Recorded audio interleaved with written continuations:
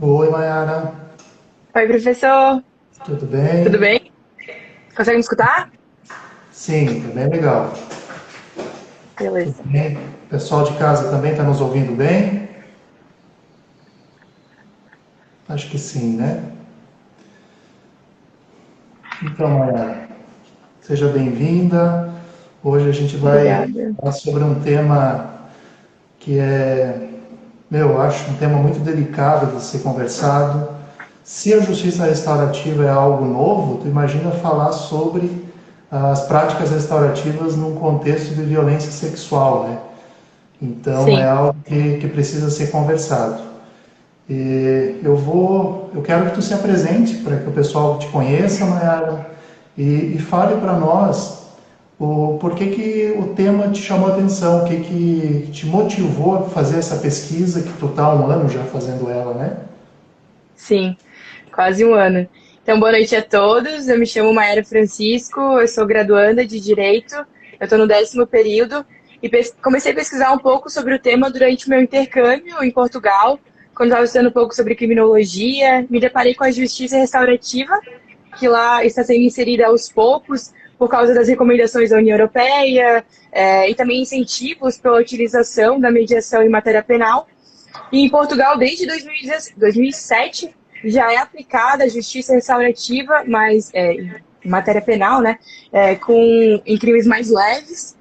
Mas o que me interessou mesmo foi a aplicação da justiça restaurativa em crimes mais violentos, em especial os crimes sexuais, que é o que eu estou pesquisando há quase um ano, também é o tema do meu trabalho de iniciação científica.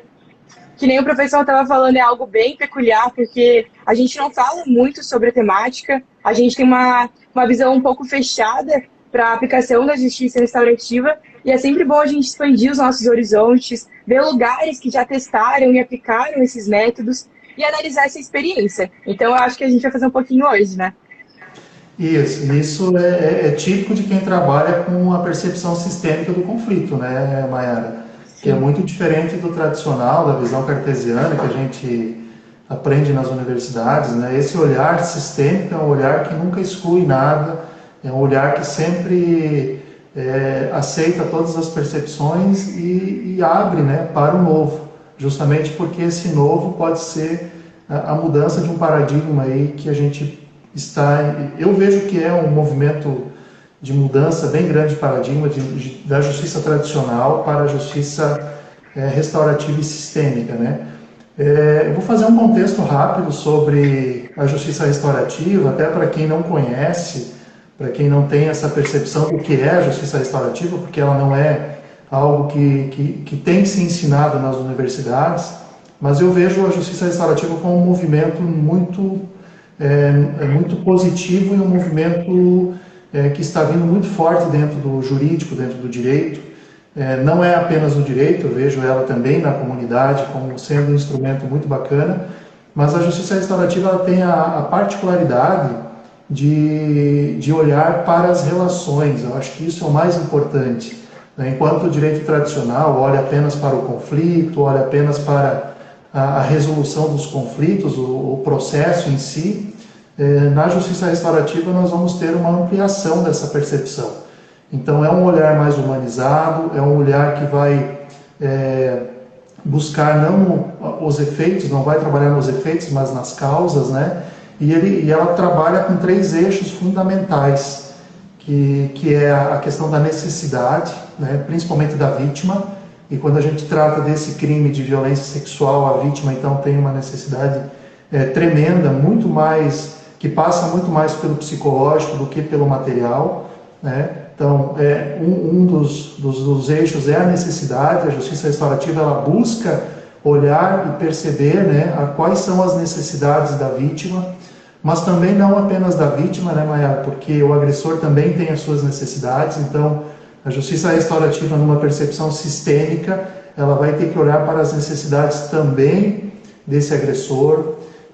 A gente vai trabalhar na justiça restaurativa com a autorresponsabilidade, que é algo muito diferente de uma simples confissão no direito penal, mas é a assunção, né? É assumir a responsabilidade pelo ato, porque é isso que possibilita a voluntariedade dos envolvidos, né, de se fazerem presente nesse encontro restaurativo. Então, a autorresponsabilidade do infrator, do agressor, e o engajamento, que é o terceiro eixo aí da justiça restaurativa, porque sem a vontade de ambos estarem presentes, nós não temos como fazer essa aproximação entre eles. E não tem como a gente restabelecer as relações, os vínculos, né? Ou transformar esse conflito que existe, na verdade. Então, veja que tudo isso é muito diferente da justiça tradicional. E para quem não tem familiaridade com esse movimento, é um movimento que vem desde 2016, muito forte no judiciário brasileiro, a partir da implementação no CNJ da Resolução 225, é uma implementação em todo o judiciário, a nível federal, estadual, e daqui a pouco a gente terá todas as comarcas aí do Brasil com núcleos de justiça restaurativa. E aí as pessoas vão se defrontar com essa nova possibilidade de ver o conflito, e muitos não compreendem o que é isso, né? Tem uma percepção muito equivocada da JR, né, Maia? Talvez você tenha até percebido isso na tua pesquisa, porque um dos mitos da JR é justamente aplicar a justiça restaurativa apenas para os conflitos leves.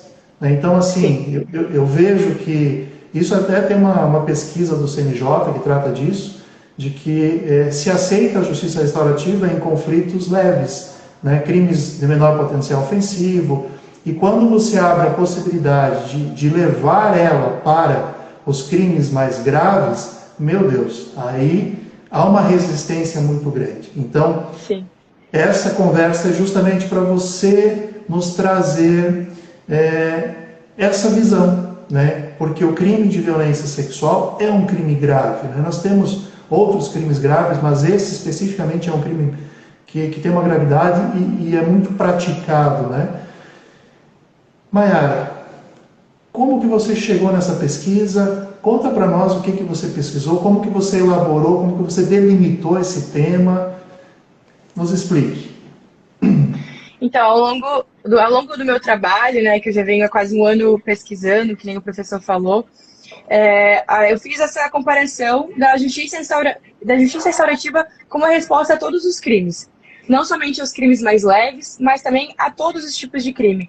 Até numa pesquisa feita no Reino Unido, em 2013, mostrou que a justiça restaurativa tem melhores resultados em crimes violentos e com criminosos reincidentes do que quando aplicada a crimes contra a propriedade. Então, isso já vem desmistificar muito a nossa concepção da justiça restaurativa. E durante o meu trabalho, eu pesquisei alguns programas no Reino Unido, Canadá, Estados Unidos, Nova Zelândia, que já aplicam a justiça restaurativa em crimes sexuais. Alguns pelo próprio sistema de justiça, como uma alternativa à pena, mas alguns apenas uma complementação à pena. Então, é bem interessante, tem diversos casos, eu até me espantei, assim, porque é algo que eu não sabia, pelo menos, da aplicação, e quando eu fui ver, quando eu entrei a fundo no tema, me deparei com diversos casos, até em comunidades indígenas que tiveram essa total autonomia para lidar com os casos a partir de uma justiça comunitária, uma justiça restaurativa, e é isso. E quais que foram esses programas que você conheceu, que você pesquisou, Mayara? Então, vamos começar um pouquinho eu separei por países, né, aplicação por países. Então, começando pelo berço da justiça restaurativa no Canadá, um dos principais programas e maior programa são os Círculos de Suporte e Responsabilidade, já na tradução, mais conhecido como COSA, que ele surgiu nos anos 90 no Canadá, onde tinha uma forte onda de violações sexuais que a comunidade estava enfrentando, e a preocupação da comunidade é que esses ofensores, eles eram classificados como criminosos de alto risco. E quando eles acabassem de cumprir a sua pena, eles voltariam às ruas, eles voltariam à comunidade. Então, de alguma forma, eles precisariam ser reintegrados.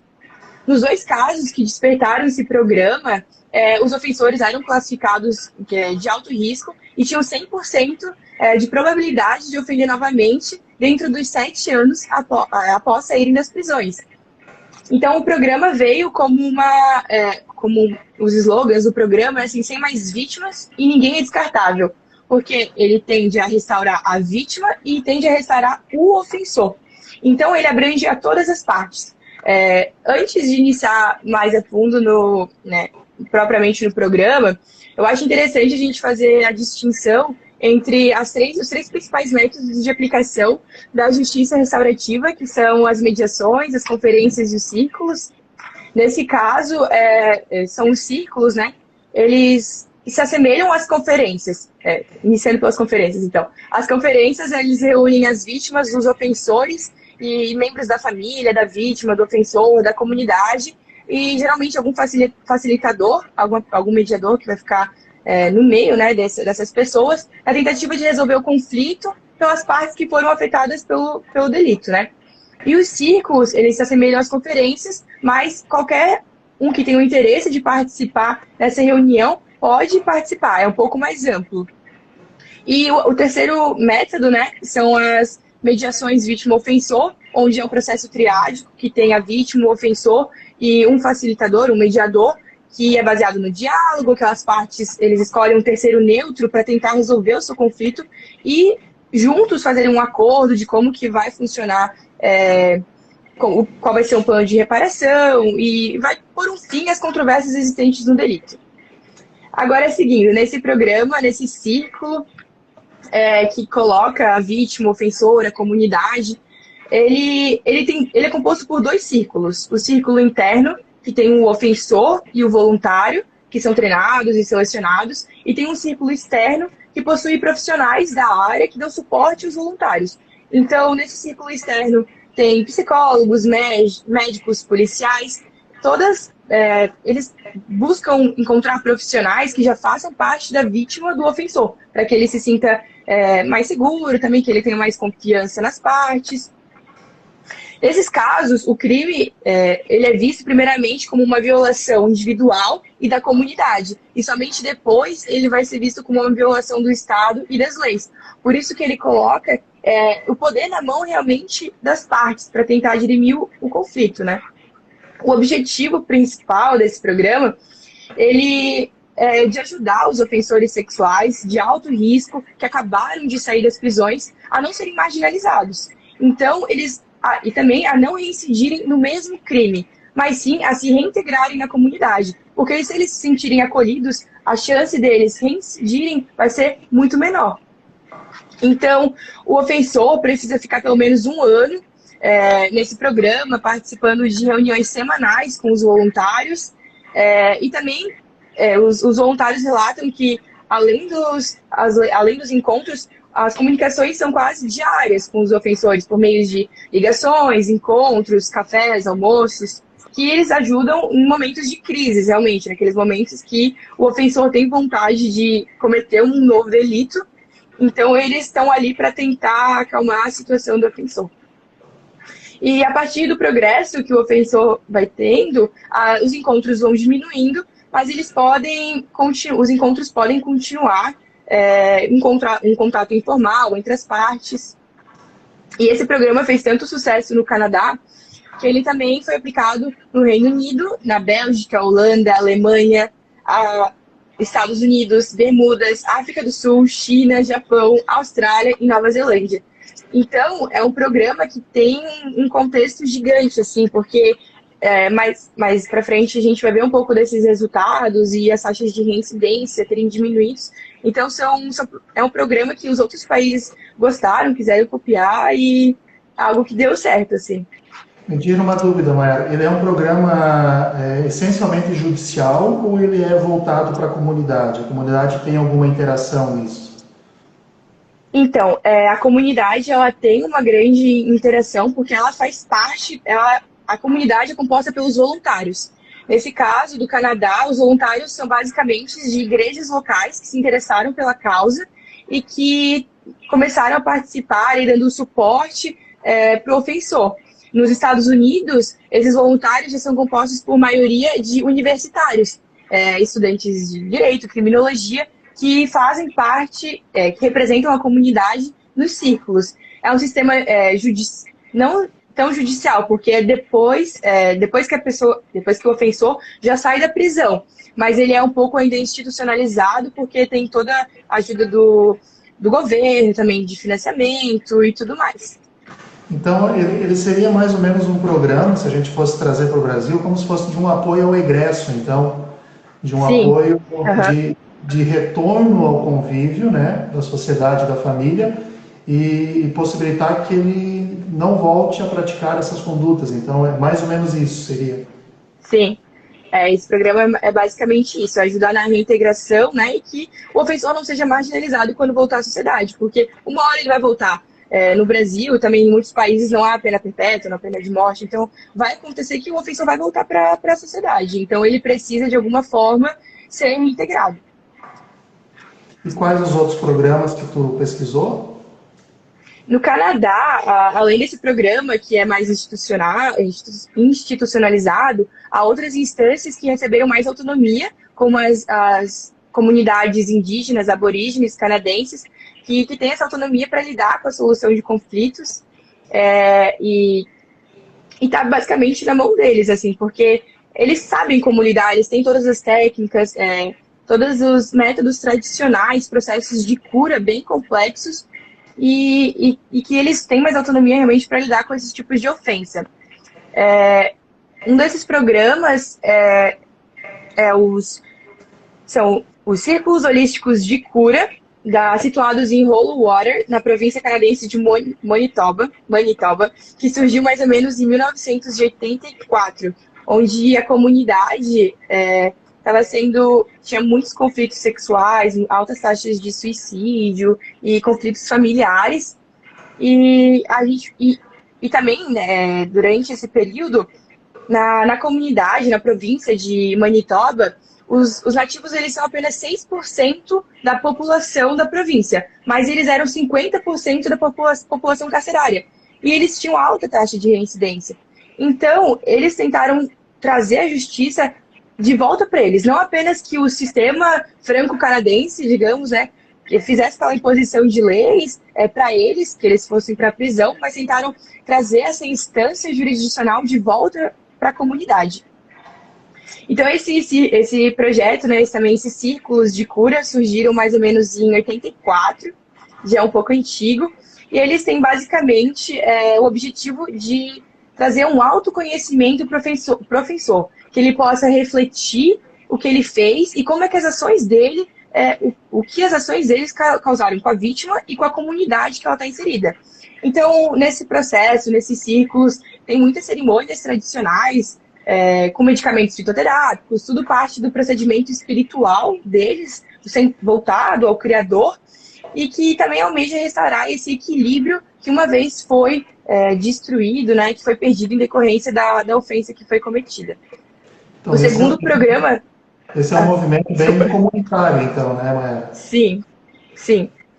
Que onde a comunidade realmente tem a autonomia de lidar com a ofensa e fazer o que achar melhor ali, o plano de reparação, com o ofensor e com a vítima e com a comunidade, que também é afetada pelo crime, né? Pela ofensa. Entendi. O segundo programa também é situado numa numa comunidade indígena canadense, na província da Colômbia Britânica, e no Lago Canning. Também surgiu na mesma época e é voltada à violência familiar, para tratar de conflitos de adultos e adolescentes que são ofensores sexuais. Mas esse, diferente do programa anterior que a gente viu, já é um programa residual, porque ele identifica os ofensores da comunidade que não foram detectados pela polícia ou que não foram punidos pelo sistema criminal. E os ofensores, eles têm um período de anistia, digamos. Depois que eles cometeram a ofensa, eles podem confessar sem que o delito que eles cometeram seja sujeito a acusações criminais. E, assim, eles são remetidos ao programa. E esse programa também é de cura, que envolve terapias com práticas aborígenes, tradicionais. E que os ofensores também, eles são obrigados a assinar um termo, porque se eles têm um plano de reparação ao final das conferências, E se não houver o cumprimento desse plano, desse acordo, eles serão denunciados e o seu caso será processado pela justiça externa novamente. Tem muita semelhança Esse... com a prática de justiça comunitária na Bolívia, né? Porque a Bolívia Sim, é um país essencialmente indígena, né? E na Constituição sim, da Bolívia, eu acho que até você também pesquisou sobre isso, a Constituição da sim, sim, Bolívia prevê a possibilidade da justiça ser realizada pelos povos indígenas originários. E aí o sim, judiciário, né, a justiça tradicional, o judiciário tradicional da Bolívia, ela convalida, ela aceita a decisão trazida pelo organismo comunitário dos povos indígenas originários. É uma justiça comunitária que se sobrepõe à justiça tradicional, né, e é respeitada por ela. Porque na Bolívia há uma cultura e uma tradição muito forte indígena, né? E se assemelha aí com essa questão que tu trouxe, esse programa é muito parecido. E como eles são programas antigos, né? A gente está aqui brigando com isso. Agora, no ano 2021, eles já estão aplicando isso desde os anos 80. sim, é verdade. E o diferencial da Bolívia foi que tem a previsão constitucional, né? Também é uma inspiração para diversas constituições que venham a surgir ou que venham a ser modificadas por prever isso. Então, dá totalmente não, mas uma parcela de autonomia a essas comunidades para que possam tratar o conflito da forma que, para elas, realmente vai ter um processo de cura e um processo de restauração. É claro que a gente tem que considerar que esses povos têm uma cultura, né, uma tradição cultural que a gente não tem aqui. Isso a gente precisa considerar Sim, isso, né? Então, de certa forma, a Constituição tanto da Bolívia como nesse caso do Canadá, eles respeitam, né, toda essa tradição desse povo. No caso, um povo que tem uma tradição muito forte, né? Claro que isso tem que ser considerado também, mas não deixa de ser um exemplo para a gente sim, observar como a gente pode trazer também para cá o que pode ser implementado no Brasil, né, Maia? sim, é verdade. É, muito a nos inspirar, né? Essa cultura ancestral, tradicional. A gente tem muito a aprender com isso, nesses processos de cura. Tentar trazer para as nossas leis, para o nosso dia a dia, para o nosso sistema realmente criminal. E no Canadá, tu analisou mais algum programa? No Canadá foram esses. Esse programa UCOSA, que é o maior, e esses dois programas indígenas, né? E outro país que eu também pesquisei, que também abraçou fortemente a temática da justiça restaurativa, foi os Estados Unidos. Mas também de forma diferente, porque cada estado lida diferente com a ofensa, né? Tem um sistema todo diferente. E alguns estados dão uma maior abertura para os métodos restaurativos. Um programa que nasceu nos Estados Unidos é bem interessante, que envolve conferências comunitárias, é o Restore. Traduzindo, é responsabilidade e igualdade nas transgressões sexuais, oferecendo uma experiência restaurativa. Então, essas conferências surgiram lá em Pima Country, no Arizona, e depois migraram para Nova Zelândia, da mesma forma que o COSA também se espalhou por outros países. E nos Estados Unidos esse programa funcionou de 2003 a 2007, mas ele teve que se encerrar por causa de falta de verbas, que até então ele era financiado pelo governo federal. Então não conseguiu dar uma continuidade, mas também foi analisado muito. O Restore é um programa que é um dos mais conhecidos da justiça restaurativa na aplicação de crimes sexuais, né? E tem bastante dados, bastante experiência, é bem rico a gente analisar. Uma diferença do Restore com o COSA, que a gente estava falando anteriormente, é que nesse programa, os casos que são elegíveis, eles são de ofensas sexuais de não penetração, que envolvem crime com mínimo de força e criminosos não reincidentes e sem registro de violência doméstica anterior. Então, a seleção é bem grande, é um processo de seleção que envolve avaliações psicológicas, é um processo assim, que seleciona fortemente aqueles que entrarão no programa, diferente do COSE, que são criminosos de alto risco. Nessas conferências, elas acontecem por meio de 4 fases. De forma bem objetiva, a primeira fase é essa que eu já estava me referindo, da seleção, porque também, como o professor já havia falado no começo, para participar dos programas é necessária a voluntariedade de ambas as partes. Nesse caso, a vítima precisa querer, porque ela vai estar presente nas conferências, então ela precisa querer que o seu caso vá para essa instância restaurativa, e depois é perguntado ao ofensor se ele vai querer também, né, que o seu caso seja lidado com o processo restaurativo. A segunda fase é de preparação, toda uma conversa feita com o ofensor, a vítima, com a família deles também, porque também participará do processo. E também vai ser explicado como é que funciona o passo a passo, suas regras. E a fase de conferência, ela é realizada por um facilitador, por um mediador, que vai ficar ali vendo se as regras estão sendo seguidas, se as partes estão conseguindo cumprir os objetivos daquela conferência. E tem um detalhe bem interessante nesse programa, porque a vítima ela pode escolher se ela quer participar da conferência ou se ela quer que o programa coloque uma vítima substituta no seu lugar. Então, se ela não se sentir preparada, ela pode chamar uma vítima substituta, que seja algum membro da família ou membro da comunidade, para que a represente naquela conferência.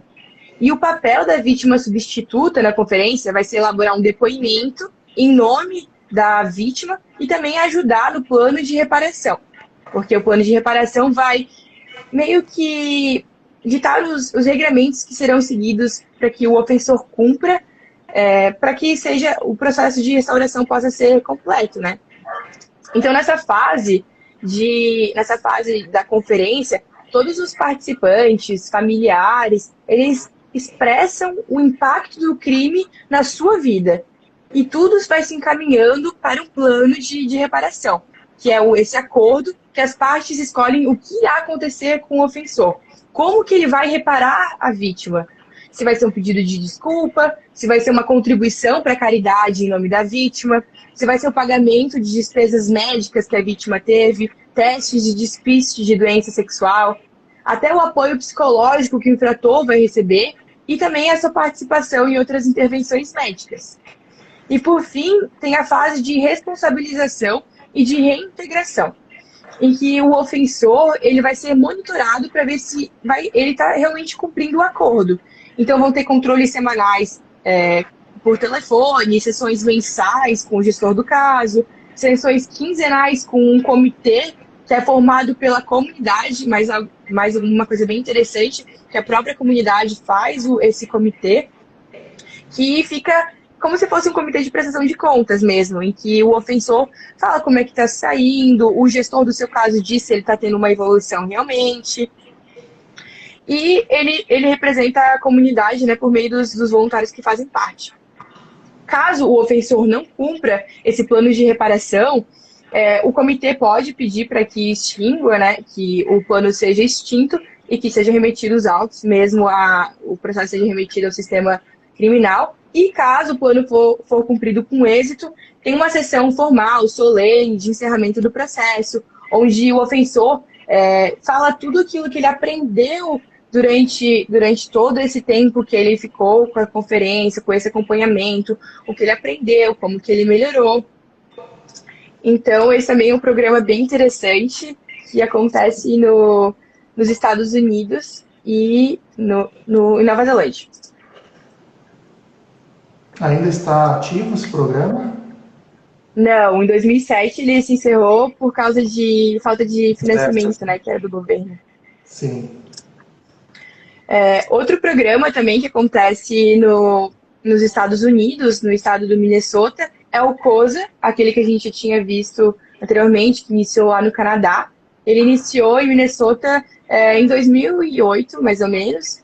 E algo diferente também que eu já tinha falado do programa canadense, que os voluntários aqui são mais representados por universitários. O que até, depois em relatos dos ofensores, espanta um pouco os ofensores por causa da juventude, e né, são pessoas novas, que talvez não tenham experiência, mas que os resultados foram muito benéficos também para o programa. Outra diferença é que nos Estados Unidos, o COSA ele começa 4 semanas antes dos ofensores serem soltos. Diferente do Canadá, que só depois que acaba, né, o seu período de encarceramento, começam os círculos.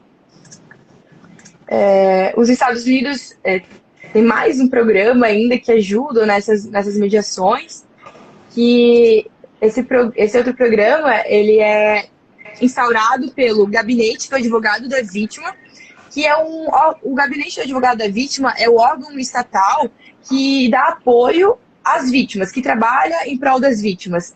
E na Pensilvânia, esse gabinete, ele ofereceu um programa de mediação para as vítimas de crimes violentos. Então, além de auxiliá-las em todo o processo como procurador, né, como representante durante o processo criminal tradicional,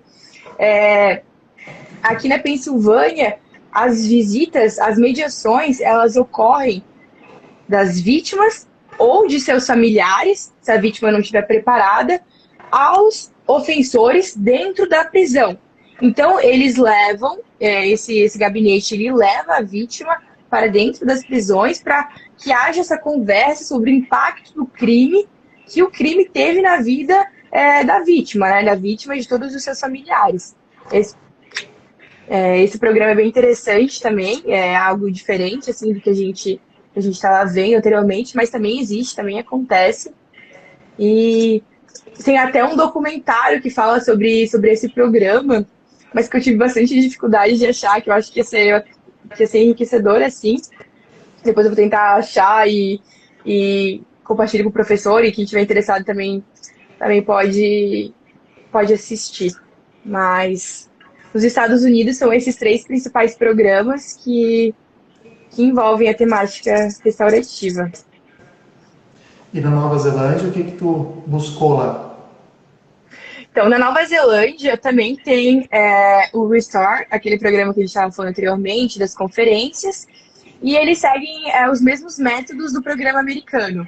Ele também é um processo que, para a admissibilidade do ofensor, é bem rigoroso, então essa fase de seleção é bem complicada, e pouquíssimos casos são remetidos ao Restore mesmo, né? Porque é bem difícil de achar o ofensor que esteja pronto para participar do programa.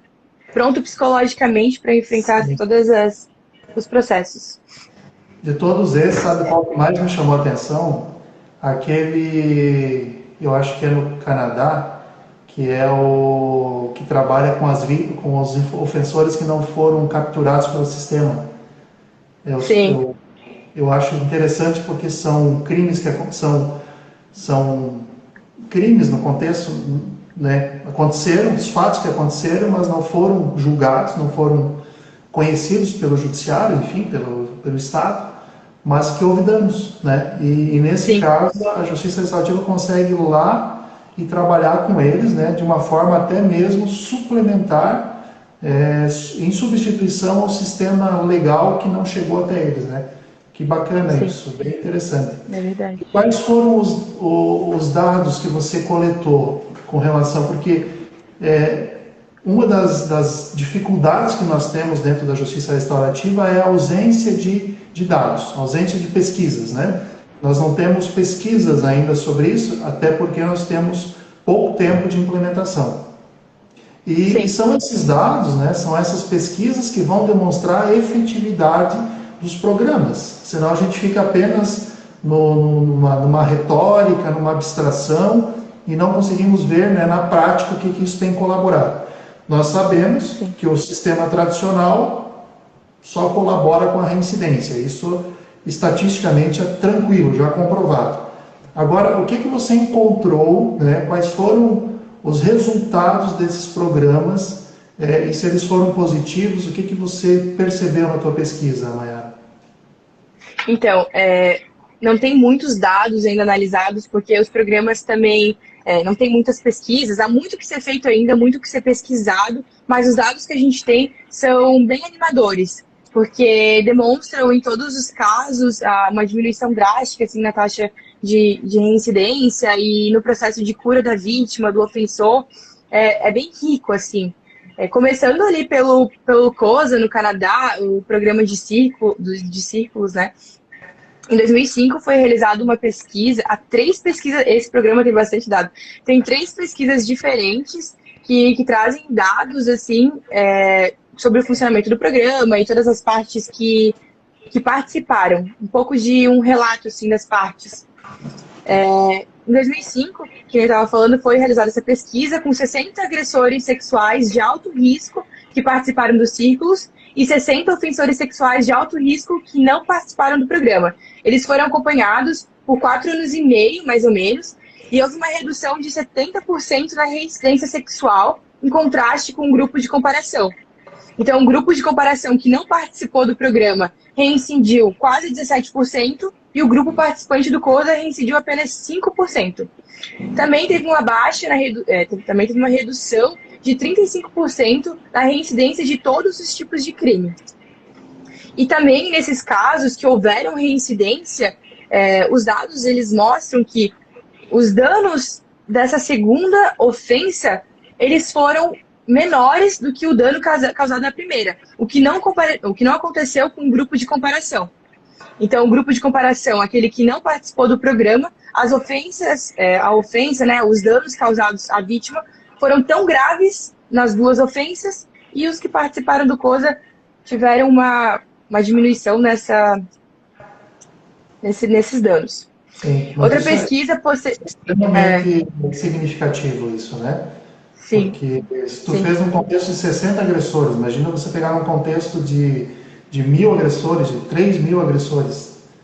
Tu veja sim. como isso impacta na redução dos crimes sexuais num contexto bem interessante.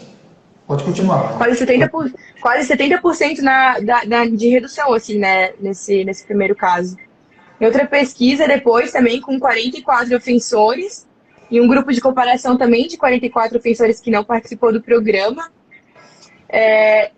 Esse também teve um acompanhamento por menos tempo, quase 3 anos após completar, aqueles que completaram o programa, né? Mas a amostra que participou dos círculos reincidiu 83% menos em crimes sexuais e 71% menos em crimes de qualquer tipo em relação a um grupo de comparação. E em uma terceira pesquisa também, com outros dados, tem uma redução de...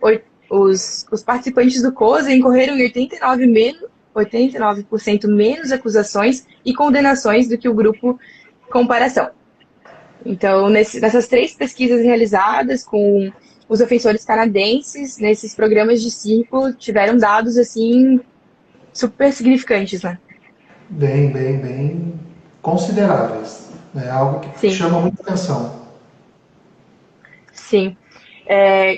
Continuando também, né, no programa dos círculos de cura na comunidade indígena de Manitoba, também foi feita uma pesquisa com 107 ofensores que participaram, que passaram pelo programa, pelos círculos, e desde a sua criação houve relatos apenas de 2 reincidências.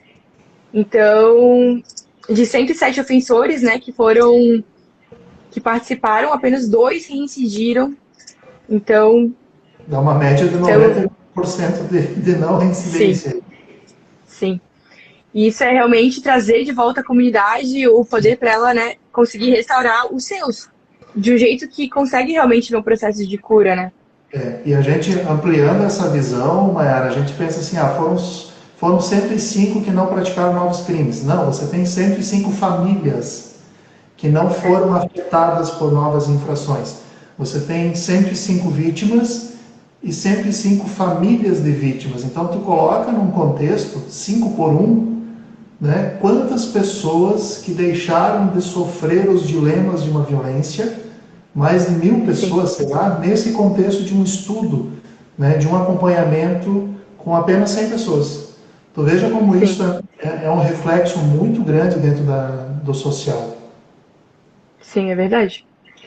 É bem interessante, né? Bem interessante mesmo, porque são centenas de pessoas que tiveram sua vida realmente não precisaram passar por tudo aquilo de novo, né? Porque os programas restaurativos, eles, além de querer ter como um dos objetivos a não reincidência, mas também se não há cometimento de um novo crime, não há uma nova vítima. Então não há mais uma família que vai ser abalada por aquilo, por todas as consequências do crime. Então é um processo que envolve a cura, que envolve a prevenção, são diversos fatores, né, que são abraçados aí pela temática da justiça restaurativa. No Restore dos Estados Unidos, também foi realizado umas pesquisas, né, com os ofensores, com as vítimas, e 82% das vítimas, quando entraram nos programas de conferência, foram diagnosticadas com sintomas de estresse pós-traumático, e somente 66% permaneceu com esses sintomas no pós-conferência. Não temos ainda um resultado tão grande, mas também houve uma redução perceptível, né, desses sintomas de estresse ou em decorrência da ofensa. E também os ofensores foram monitorados e foi diagnosticado, foi avaliado que os ofensores tiveram uma redução no seu sofrimento mental em decorrência das conferências e também em síndromes de excitação sexual. Então, pelo fato de participar das conferências também teve mudanças significativas nos sintomas, nas emoções do ofensor. Isso nos Estados Unidos. Temos mais alguns dados nos Estados Unidos, isso. Temos mais alguns dados também de umas pesquisas qualitativas sobre a opinião das vítimas, dos ofensores, e em relação às conferências. 93% das vítimas que responderam a essa pesquisa, né, elas foram perguntadas por que elas gostariam de ir ao programa, né? O que as motivou? E 93% respondeu que elas queriam de alguma forma responsabilizar o ofensor e 75% gostariam de ter uma alternativa ao tribunal. Elas não queriam passar por todo esse processo de uma nova vitimização que o tribunal iria acarretar elas. Porque o processo criminal tradicional que a gente conhece hoje tem várias consequências para a vítima. Ela não é escutada, pode causar mais uma traumatização, mais uma vitimização, e elas queriam uma alternativa a isso. Então, uma alternativa que as fizesse sofrer menos e que tivesse mais benefícios em suas vidas. E ao final do programa, 90% dos participantes concordaram que os objetivos do programa foram alcançados, ficaram satisfeitos com a preparação do programa, com o plano de reparação. Os ofensores, 90% dos ofensores se contentaram com a justiça que foi feita e 95% recomendariam o programa. Então, os ofensores também ficaram satisfeitos, né, ali com os resultados, com o plano de reparação que foi imposto a eles. E sobre o plano de reparação também, 66% das vítimas que foram entrevistadas disseram que o plano de reparação era justo, 70% acreditava que uma justiça tinha sido feita e 84% recomendariam o programa para outras vítimas. Olha que interessante. Se tu pega a justiça tradicional, a sentença de condenação que sai, geralmente você vai pedir para a vítima diz que não foi feita justiça. Ou seja, o ofensor foi condenado, está preso e ela não sente-se que houve a reparação de um dano, porque efetivamente não houve. E olha como o nível, né, da justiça restaurativa, com a participação da vítima, né, porque você olha para a necessidade da vítima, você realmente consegue abarcar as reais necessidades dela e como ela se sente realmente olhada e percebe, né, e tem uma sensação de justiça, coisa que a sentença criminal condenatória não vai conseguir alcançar, né? Sim. É bem isso. E nos planos de reparação que foram acordados ali no final da conferência, né, 66% das figuras responsáveis por crime e 91% dos responsáveis por contravenção completaram todos os planos de reparação e exigências que foram ali exigidas com o programa, né? Mas tem quase 2/3 dos planos sendo cumpridos nos casos de crimes e 90% nos casos de contravenção. Então, o final ali do Restore, do final do programa, das conferências, de certa forma, foi bem sucedida, né? Alcançou o seu objetivo. Tem mais algum dado que tu conseguiu coletar? Nova Zelândia tem? Tem. Na Nova Zelândia também tem o Restore, né? O programa de conferências. E também é mais uma pesquisa qualitativa com o entendimento e os sentimentos das vítimas, dos ofensores, dos participantes sobre a realização das conferências. E nessa pesquisa não teve tantos participantes, não conseguiram alcançar tantas pessoas, mas se for falar em taxas de porcentagem, né, a gente pode também verificar alguns resultados. Porque todas as vítimas, elas relataram que se sentiram seguras, escutadas, e elas concordaram que foram tratadas com respeito e que o processo foi justo. Então, foi ótimo, assim, né? Muito bom. É difícil escutar em um processo tradicional uma vítima que saia com esse sentimento após passar por tudo, né? Depois de anos de espera, no final ainda a justiça... Não justiça atende os para quem, né? Exatamente.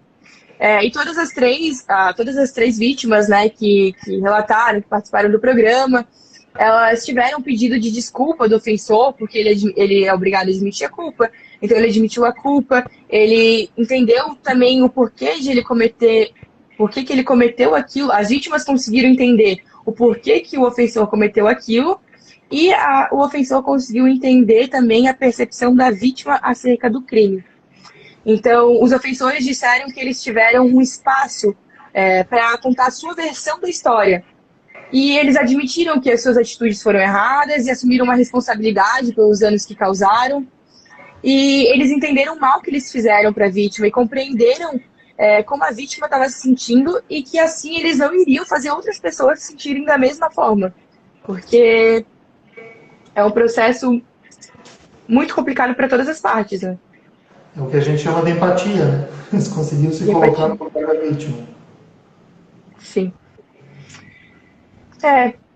Quanto aos dados, tem isso, porque, continuando aqui nas pesquisas e nos detalhes, dados assim, bem específicos de opiniões da comunidade, dos próprios membros das famílias, né? Porque também tiveram alguns participantes, familiares que participaram dessa entrevista, e quase 90% também concordou que o ofensor, naquele processo de conferência, tentou consertar as coisas. E um dos familiares da vítima falou que, depois de participar da conferência, a relação com a sua família melhorou muito. E ele se sentiu com mais paz, mais aberto ao perdão, mais comunicativo.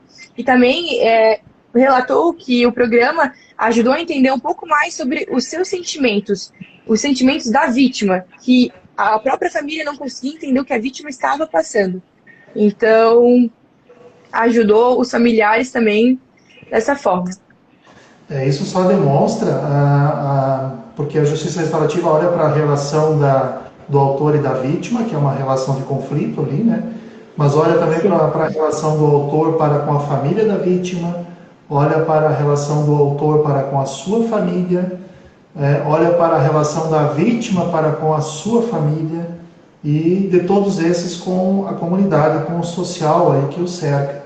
Então veja como é muito diferente do direito tradicional, em que a relação única que é olhada é uma relação entre o Estado e o ofensor, né? Porque a vítima não é ouvida e apenas são os atores sociais ali, os atores processuais, que ficam disputando juridicamente uma narrativa para ver quem consegue demonstrar uma verdade e ao final ter uma decisão. Então é de uma riqueza, né, que não tem comparação, a riqueza que a justiça restaurativa traz para dentro do sistema tradicional de justiça. E esses programas, Mayara, alguns ainda estão em funcionamento? Sim, os círculos, né, o COSA, os círculos dos ofensores, responsabilidades, até no Reino Unido é bem forte, funciona. Eu falei um pouquinho do COSA no Canadá, mas ele também funciona no Reino Unido, nos Estados Unidos, e no Reino Unido foi tão grande esse movimento que foi criado até um órgão nacional que meio que codificou os detalhes do programa, como seriam seguidos esses círculos restaurativos. Tem diversos incentivos financeiros privados, não só do governo, né, mas para que isso aconteça e que tenha benefícios para toda a sociedade. Então, alguns deles ainda assim funcionam até hoje, principalmente esses círculos. Outros programas também que são os centros de assaltos sexuais, que também são centros que ajudam as vítimas e também oferecem, em alguns países, na Dinamarca, em Copenhague, eles oferecem essas mediações para as vítimas que vão até lá pedindo socorro, assim, porque esses centros, eles ajudam a vítima em todo o processo psicológico, também de avaliações periciais e tudo mais. E em alguns casos que eles verificam a necessidade, eles também promovem essas mediações com o ofensor. E também tem casos na África do Sul que funcionam até hoje, que se inspiram nesses programas. É riquíssimo, a temática é riquíssima. Pessoal que tiver pergunta, pode ir escrevendo no chat, a gente já vai encaminhando para a etapa final aqui. Se tiver alguma pergunta, a gente vai conversando. E como que você se sente, Mayara? É possível trazer para o Brasil isso? É possível a gente ter uma esperança de, talvez a médio prazo, termos implementado uma política pública séria, com núcleos restaurativos não isolados como nós temos hoje, mas de forma mais organizada, como sendo uma política judicial? O que você sente? Então, eu acho que no Brasil a gente tem mais um empecilho ainda, né? Que é a falta de legislação que permite essa aplicação da justiça restaurativa como do jeito que ela pode ser imposta, né? Do jeito que ela pode ser colocada em prática. Hoje a gente só consegue atos infracionais serem trabalhados dessa maneira e falta muito ainda para que a gente consiga viabilizar essas práticas. Mas é um caminho longo, é um caminho que não vai ser de substituição, mas vai ser de complementação. E, que nem o professor estava falando, também como uma alternativa naqueles casos residuais. Porque nem todos os crimes sexuais, eles sofrem um processo criminal. Nem todos chegam a ter um processo. Então, talvez esses casos residuais, esses casos que nem chegaram a uma instância criminal, eles possam ser lidados de uma maneira diferente. E os demais casos, aqueles que já estão sofrendo o processo, tem várias fases que a justiça restaurativa pode se inserir, né? Antes da sentença, com uma resposta junto com a pena, após a sentença. Então, a justiça restaurativa nos crimes sexuais, ela pode ser viabilizada em várias partes, em vários momentos do processo. E é algo que a gente tem que estudar, tem que pesquisar, mas que tem chances de acontecer. A gente precisa estar aberto, a gente precisa parar de institucionalizar certos momentos, certas práticas. Exato. A gente tem espaço, inclusive, dentro da lei de execução penal, a gente tem a possibilidade do apoio ao egresso, que é algo que não precisa ter autorização do judiciário, porque a gente pode fazer isso já dentro do sistema prisional. Então, teria, né, que falta muitas vezes a vontade política para isso. Verdade. A Jéssica trouxe aqui, não se restaura só ambas as partes, como se faz uma reabilitação psicológica no agressor, na vítima e na família. Exatamente. Lá em Portugal, talvez você, não sei onde você fez a tua pesquisa, onde você fez teu intercâmbio, eu fiz meu doutorado em Braga, lá, né?